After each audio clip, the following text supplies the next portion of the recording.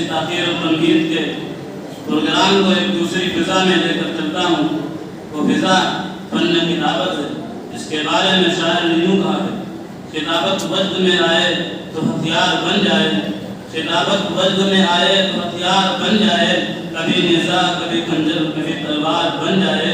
کتابت کی یہ افسانی مسلم ہے زمانے میں کہ نجاشی کے آگے جا کر تیار بن جائے۔ حضرات، اسی کے ایک کڑی ملاحظہ کرنے کے لیے میں عربی اول سے محمد ابو شامہ کو دعوت دیتا ہوں کہ وہ آئیں اور تقریر پیش کریں۔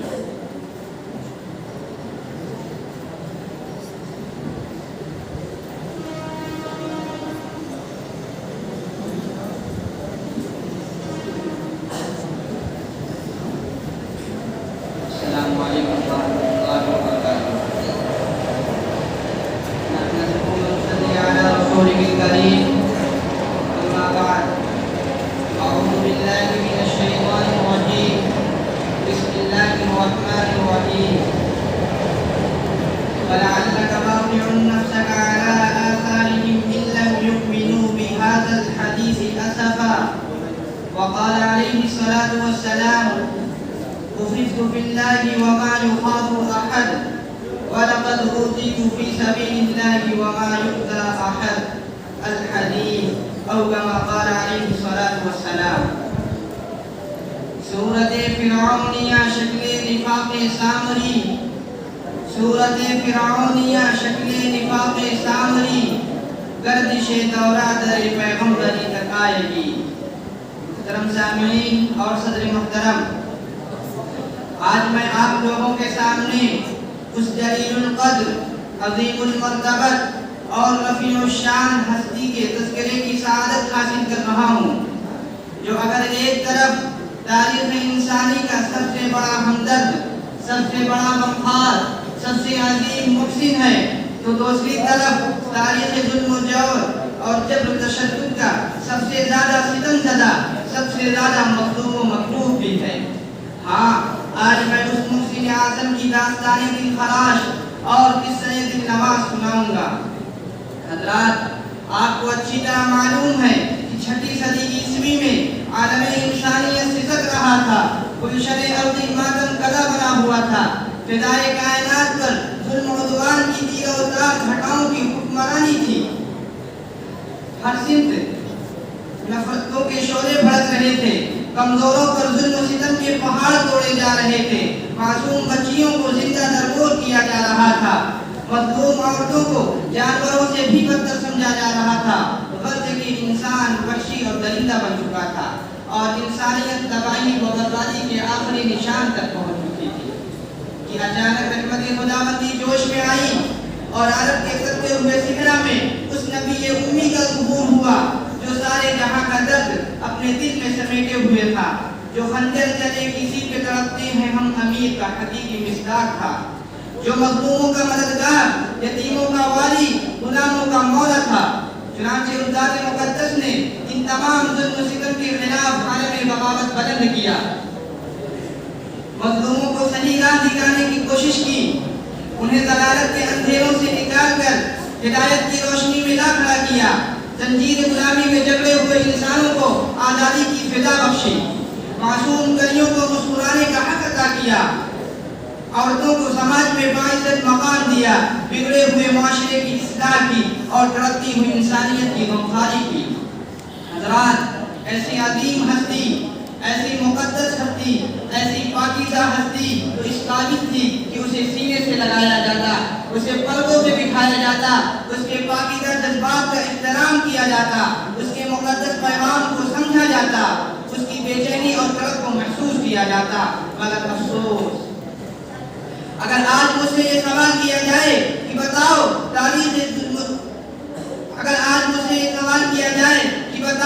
تاریخ انسانی کا سب سے بڑا ہمدرد، سب سے بڑا غمخوار، سب سے عظیم محسن کون ہے؟ کس کے سینے میں سارے جہاں کا درد بھرا ہوا تھا؟ کس نے انسانیت کو حیات نو بخشی تھی؟ تو میں کہوں گا وہ حضور اکرم شفیع اعظم رحمت دو عالم صلی اللہ تعالی علیہ وسلم ہے۔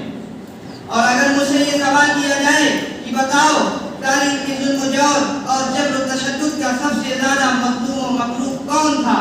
کس کو سب سے زیادہ تکلیفیں دی گئی، کس کو سب سے زیادہ اذیتیں پہنچائی گئی، تو میں کہوں گا وہ حضور اکرم محسن اعظم محمد عربی مصطفیٰ صلی اللہ تعالی علیہ وسلم ہے، کیونکہ ہمارے پاس اس کے شواہد و دلائل موجود ہیں۔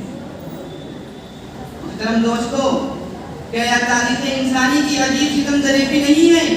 کیا دامن انسانیت پر بدنما داغ نہیں ہے؟ کیا یہ شرافت و صداقت کا قتل عام نہیں ہے کہ وہ ذات جو لوگوں کی ہدایت کے لیے تڑپتی رہی، لوگ اسے پتھر مارتے رہے، وہ ذات جو لوگوں کی بھلائی کے لیے اپنے وجود کو بھلاتی رہی، لوگ اسے گالیاں دیتے رہے، وہ ذات جو لوگوں کو قوم غلامی سے نجات دلانے کے لیے کوشاں رہی، لوگ اسے قید و بند کی سزائیں دیتے رہے، وہ ذات جو لوگوں کی کامیابی کے لیے دعائیں نیم شبی کرتی رہی، لوگ اس کو قتل کرنے کے لیے کھاد لگاتے رہے، وہ ذات جس نے عورتوں کو سماج میں باعزت مقام بخشا تھا، انہی عورتوں میں سے ایک بدبخت عورت اسے زہر پلا کر اپنے بدبختانہ کردار کا مظاہرہ کرتی رہی۔ حد ہو گئی انسانیت کی خساست و رذالت کی، احسان فراموشی کی، مگر لاکھوں درود و سلام ہو اس محسن اعظم صلی اللہ علیہ وسلم پر جو یہ تمام کچھ سنتا رہا، سہتا رہا، پھر بھی ان کی کامیابی اور کامرانی کے لیے تڑپتا رہا، سلگتا رہا، پگھلتا رہا۔ اور جائز افسوس، مقام حیرت تاسف ہے کہ آج بھی روشن خیالی کا دعویٰ کرنے والی دنیا، خود کو مہذب کہنے والی دنیا، اپنے آپ کو ترقی یافتہ سمجھنے والی دنیا، نام نہاد وسیع المشربی کا جام پینے والی دنیا، یعنی درندگی و سمیت کو شرمندہ کرنے والی دنیا، مساوات کے نام پر نفرت کا ذہن پھیلانے والی دنیا، تہذیب نو کے نام پر بے حیائی و بے غیرتی کو فروغ دینے والی دنیا، آزادی جسمہ و جنسی آزادی کے نام پر مہلک گیٹس پیدا کرنے والی دنیا، یعنی دور وحشت و بربریت کو مات دینے والی دنیا، بڑی نجاست و غلاظت اس محسن اعظم صلی اللہ تعالی علیہ وسلم پر طرح طرح کے الزامات و اتہامات کی جوشش کر رہی ہے، اور آپ کی بابرکت و مقدس ذات کو مطعون و مخصوص کرنے والوں کی حمایت اور سرپرستی کر رہی ہے۔ حضرات، ایسے وقت میں ہمارے اوپر بھی یہ واجب ہوتا ہے کہ ہم بھی ان کی آشفتہ طریقہ مداوائے فہم کریں، ان کی دریدہ ذہنی کا دنجا شکن جواب دیں، اور مادہ پرست اور غور چشم دنیا کو بتائیں کہ اس محسن اعظم اور رہبر کامل نے دنیا والوں کو کیا کیا دیا ہے، اور انسانیت پر کیسے کیسے عظیم الشان احسانات و انعامات فرمائے ہیں۔ آج ان خوشہ چینوں اور احسان فراموشوں سے پوچھنا چاہتا ہوں، بتاؤ انقلاب دہر کا روح روا کون تھا؟ باعث تخلیق ہستی کن فقا وہ کون تھا؟ وہ گنا تھا جس پہ تھا خود خالق عرش عظیم، ایسا کامل اس جہاں میں ایسا ماں وہ کون تھا؟ ہاں، تم یہ کہہ سکتے ہو کہ تمہاری یہ باتیں ہماری سمجھ میں نہیں آ رہی ہیں کیونکہ ان کا تعلق روحانیت سے ہے، تو اے نیچریت کے پجاریوں اور مادیت کے پرستاروں، بتاؤ جس نے سکان زمین کو عشق کا پرچم دیا، نفرتوں کے دشت میں پھر گل سیدھا وہ کون تھا؟ جس نے کلیوں کو عطا کی آج قابل زندگی، بجلیوں کے ضد تھا جو باغ وہ کون تھا؟ پتھروں کے زخم پا کر دعائیں جس نے دی، ایسا پھر شیریں سخن شیریں زباں وہ کون تھا؟ بتاؤ اس خدا نصیب اور قیمت ادا دنیا کو حیات تازہ کس نے بخشی؟ تڑپتی ہوئی انسانیت کی غمخواری کس نے کی؟ معصوم کلیوں کو مسکرانے کا حق کس نے عطا کیا؟ مظلوم عورتوں کو سماج میں باعزت مقام کس نے دیا؟ اپنے قاتل کی جان بخشی کس نے کی؟ اپنے دشمن آدم کے گھر کو دارالامان کس نے بنایا؟ سنگباروں کی ہدایت کے لیے کون تڑپا؟ گالیاں سن کر دعائیں کس نے دی؟ بتاؤ اے ظالموں، بتاؤ مذہبی اداروں میں شخصیت پرستی کے بجائے خدا پرستی کس نے قائم کی؟ اعتقادیات میں توہمات کے بجائے حق کی بنیاد کس نے ڈالی؟ سائنس میں فطرت پرستی کے بجائے تصویر فطرت کا سبب کس نے دیا؟ سیاسیات میں شہنشاہیت کے بجائے عوامی حکومت کا راستہ کس نے دکھایا؟ سماج کی تنظیم کے لیے ظلم کے بجائے قتل کی بنیاد کس نے ڈالی؟ بتاؤ خاموش کیوں ہو؟ ہاں میں جانتا ہوں تمہارے پاس اس کا کوئی جواب نہیں۔ سنو، تاریخ شہادت دیتی ہے یہ تمام چیزیں انسان کو پیغمبر اسلام سے ملی، آپ کے سوا کوئی نہیں جس کی طرف حقیقی طور پر ان کارناموں کو منسوخ کیا جا سکے۔ دوسرے تمام لوگ آپ کے انقلابی دھارے کو استعمال کرنے والے ہیں، نہ کہ خود اس کو وجود میں لانے والے ہیں۔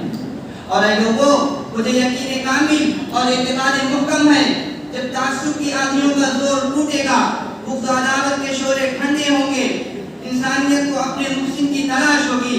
جب انسان حقیقت کا متلاشی ہوگا تو اسے اسلام کی صداقت و حقانیت تسلیم کرنی ہوگی، اسے محسن اعظم کے آستانہ ناز پر جبین نیاز خم کرنی ہوگی، آپ کی ذات بابرکت پر درود و سلام کی ڈالیاں نچھاور کرنی ہوگی، اور کم از کم اتنا تو کہنا ہی ہوگا، لاکھوں سلام اس آقا پر اللہ کو جس نے جوڑ دیے، دنیا کو دیا پیغام صبح، انسانوں کے رخ موڑ دیے۔ اس محسن اعظم نے الیاس کیا کیا نہ دیا ہے عالم کو، دستور دیا، منشور دیا، کئی ڈالے دی، کئی موڑ دیے۔ اور ہم فدائیان ملت کے لیے وہ نعت ہی کافی ہے جسے عاشق صادق ولی کامل قاسم العلوم والخیرات نے بارگاہ رسالت مآب صلی اللہ تعالی علیہ وسلم میں پیش کر کے تمام عاشقین صادقین کے جذبہ صادق کی نمائندگی کی ہے، اور رخ حقیقت سے پردہ اٹھاتے ہوئے والہانہ انداز میں فرمایا ہے، سب سے پہلے مشیت کے انوار سے نقش روئے محمد بنایا گیا، پھر اسی نقش سے مانگ کر روشنی بزم کون و مکا کو سجایا گیا۔ وہ محمد بھی احمد بھی محمود بھی، ذات مطلق کا شاہد بھی مشہود بھی، علم و حکمت میں وہ غیر محدود بھی، ظاہراً امیوں میں اٹھایا گیا۔ اس کی رحمت ہے بے حد و بے انتہا، اس کی شفقت تخیل سے بھی ماورا، جو بھی عالم جہاں میں بنایا گیا، اس کی رحمت سے اس کو سجایا گیا۔ حشر کا غم ہو قاسم مجھے کس لیے، میرا آقا ہے وہ، میرا مولا ہے وہ، جس کے دامن میں جنت بسائی گئی، جس کے ہاتھوں میں کوثر لٹایا گیا۔ اور طارق ابن ثاقب نے حضور اقدس صلی اللہ علیہ وسلم کے وجود بے مثال کو اپنی نعت مبارک کے ایک شعر میں یوں پیش کیا ہے، خون تشبیہ نچوڑوں بھی تو حاصل کیا ہے، خون تشبیہ نچوڑوں بھی تو حاصل کیا ہے، تجھ سا کوئی نہ تھا کوئی نہیں آنے والا، وآخر دعوانا الحمدللہ رب العالمین۔